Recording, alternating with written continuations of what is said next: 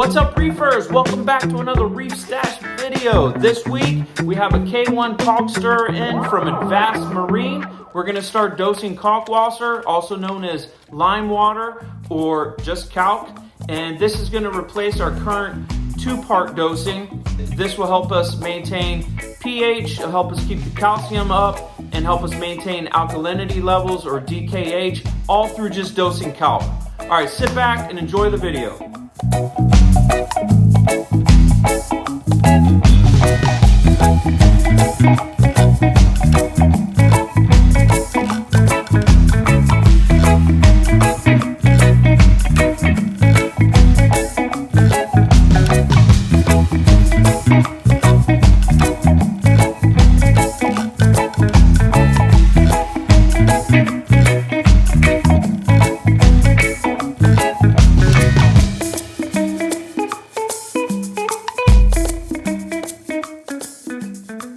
Alright, so for this Kalk Stirrer, we're going to install it in our auto top off. We're going to have to put a stand in there so that the output is higher than the sump level. This will be gravity fed into the sump. We have a probe holder right here. I'll probably put pH there.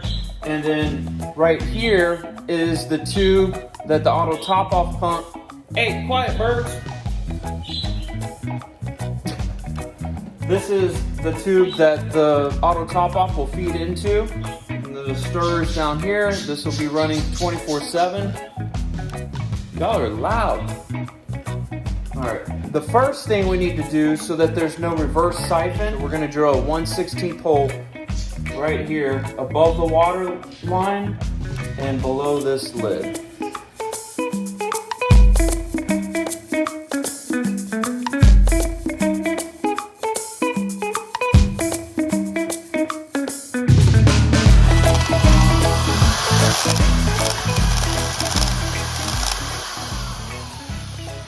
Alright, so before I start dosing the kalk, I need to find out how much calcium my tank is consuming in a 24-hour period so that I know how much to dose. So we're going to do magnesium test, we're going to do a ALK test, and primarily the calcium test. So we'll take a test right now, and then we'll take another test tomorrow, and we'll compare the results to find out how much the tank is consuming in a 24-hour period. And then we'll know how much kalk to dose.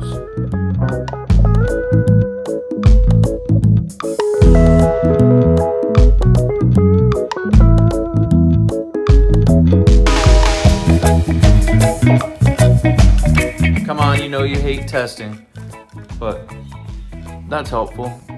Don't have to read everything. All right, let's do it.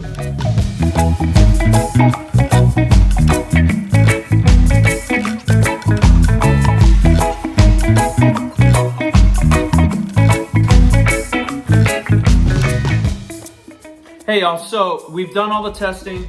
Calcium is through the roof. It's over 500. Alkalinity and magnesium are really low. Magnesium's at 1100. I want to be at about 1390 on this system.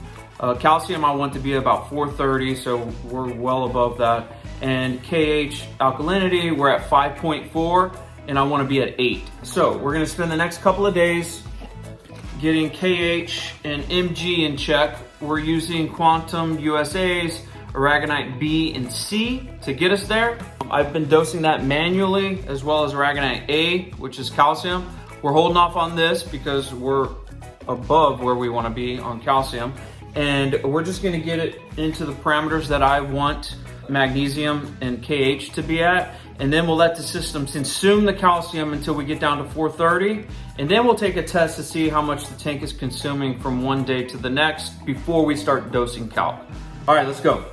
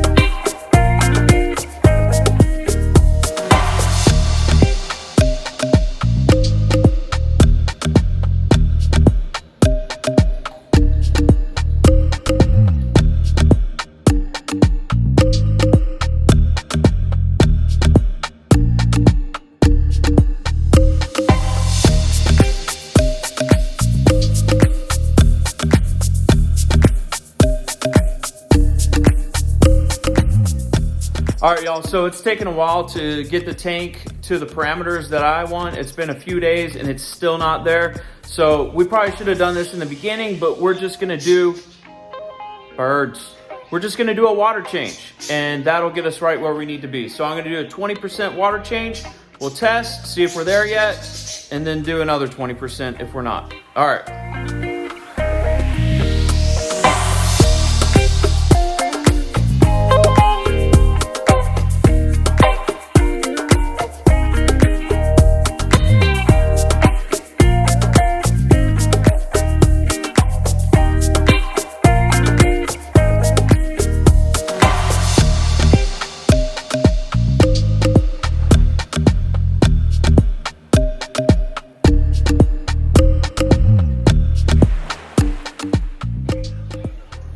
All right, got the output line and just added an industrial zip tie there.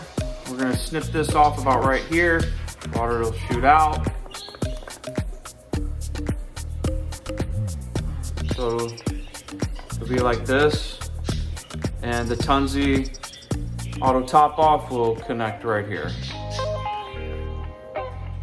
All right, so I installed an L bracket just to take some of the pressure off of the cable from hanging. So the auto top off will connect to here, and then this goes into the Kalk reactor. We use this control valve to control how fast the auto top off water is going into the Kalk reactor. Next up is to get the Kalkwasser going. We'll look at the chart and we'll add a moderate amount to the Kalk Stirrer. Worst case scenario here, auto top off goes nuts and dumps the entire contents of this container into the tank. For that reason, if you have a small tank, you probably want to use a dosing pump so you can control how much you're dosing. All right, so I found these two little fishes, micro barb valves, and I'm gonna switch that out with the standard Rody valves. I think these are a little more reliable and these can withstand some pressure from the Tunze ATO top off pump. So I'm gonna get that switched out right now.